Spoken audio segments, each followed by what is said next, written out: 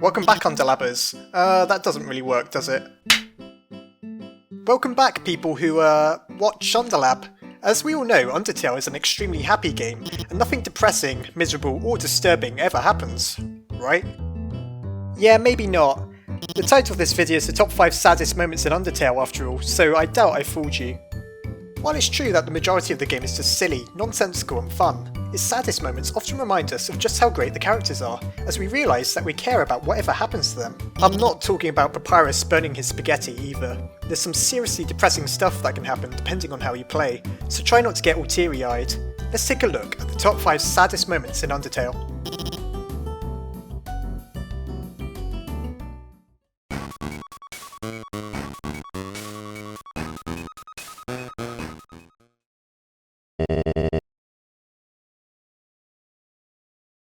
Papyrus is met early on. If you go by first impressions alone, you'd probably think that he's got a massive ego and is immature and annoying. That's not entirely incorrect either, but as we learn later on, he's also got a heart of gold. You see, while he acts as if he wants nothing more than to be popular, the real reason as to why seems to be that really, all he wants to do is make friends. I can't imagine many people ever chose to kill Papyrus, particularly as you're offered a chance to spare him, even if you attack him until he's nearly dead. However, if you're committing to a genocide run, that's not exactly an option. Killing Papyrus is a test of sorts. If you can find the cruel determination to kill him, even after he's offered you nothing but friendship and spaghetti, then you're the type of monster ready to complete the genocide path. Oh, forgive my poor choice in words, by the way. Even after he's watched you murder most of the monsters in Snowdin, as his skull lies there a moment before dissipating, even then he believes you may still have some good within you. I hope this is the point that most players turned away from this evil route. After all, if you keep going, all that awaits you is death, destruction, and a bad time.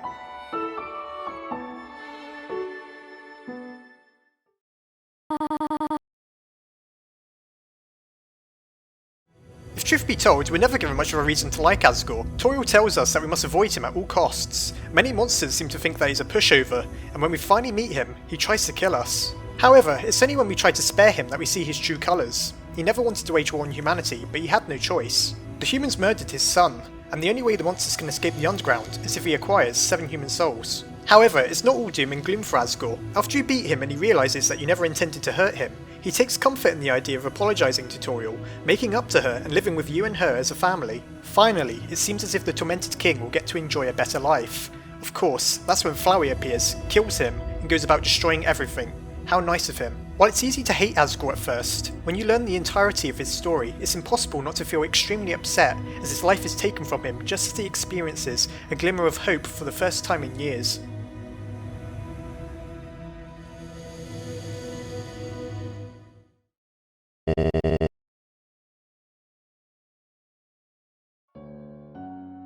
Still with me, not too upset I hope. Well, it only gets worse from here on out. Undyne chases us all throughout Waterfall, making our lives hell. Every time she appears, we have to dodge a volley of spears, or risk certain death. It leads you to ask the question, what's making her so determined? Why is she so intent on killing us? Finally, you get to confront her, and for the unprepared, she's an extremely difficult opponent. On my first playthrough, I wanted to spare every monster, but I simply didn't know how to, and so I ended up killing her. Well, it's rare that guilt hits so fast. She wanted to stop you for the same reason as Asgore. She perceived you as a threat. Undyne has lived her whole life in fear of humans, knowing them only as the mysterious, evil beings who trapped her and the rest of her kind underground. Undyne is also one of the few competent fighters in the underground. She knows that if you intend on killing all monsters, only she and a few others can feasibly stop you, for human souls are immensely more powerful than monster souls. What's particularly depressing is how she loses the determination to fight as the battle goes on. This is likely because she realises that you aren't evil, you are only trying to defend yourself, as on a genocide run she'll actually find it within her to unlock her full potential. Monsters' hopes and dreams do not die with Undyne, but on a genocide run, perhaps they do. It's this possibility she fights to prevent, which is why she shows such determination for a monster, regardless of your actions.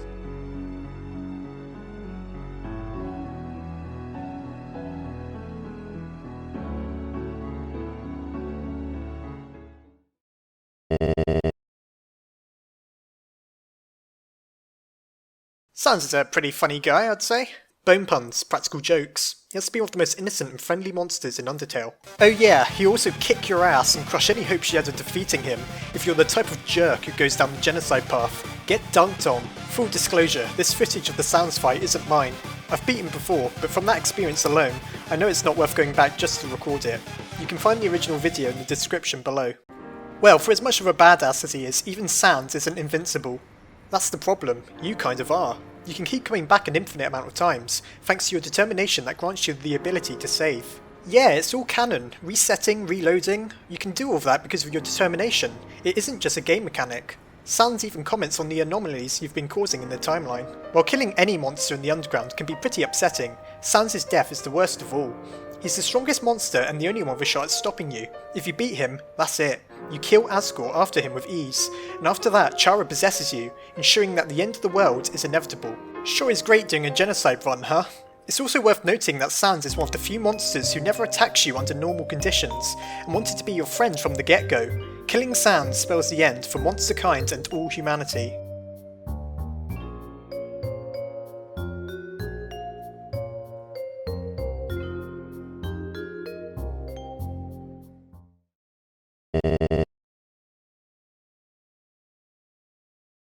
You just beat the final epic boss of Undertale. You've finally reached the true end of the game. Finally, monsters will escape the underground and live the lives they've always dreamed of, thanks to your actions. All with the exception of one, Asriel himself. He died all those years ago, and it was only with the power of everyone's souls that allowed him to restore his dreamer body. Without them, he's destined to turn back into a flower. What makes this ending so sad is that it's so close to a perfect ending, but truthfully there is no perfect ending. This is the best ending you can get, and no matter what you do, Asriel's fate is sealed. Toriel and Asgore will never get to see their son again, the kingdom will never have its first prince returned, and there's nothing you can do to change that. Maybe if you could give him your soul you could save him, but sadly you aren't given the choice to do so. Maybe there's an incredibly cryptic way of saving him. We've all got our hopes and dreams, right?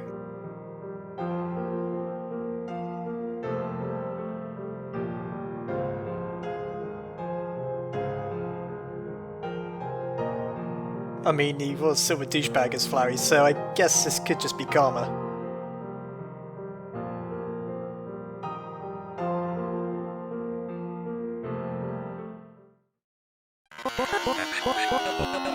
Well done for making it to the end. None of these moments would be as effective as they are if the characters weren't so lovable.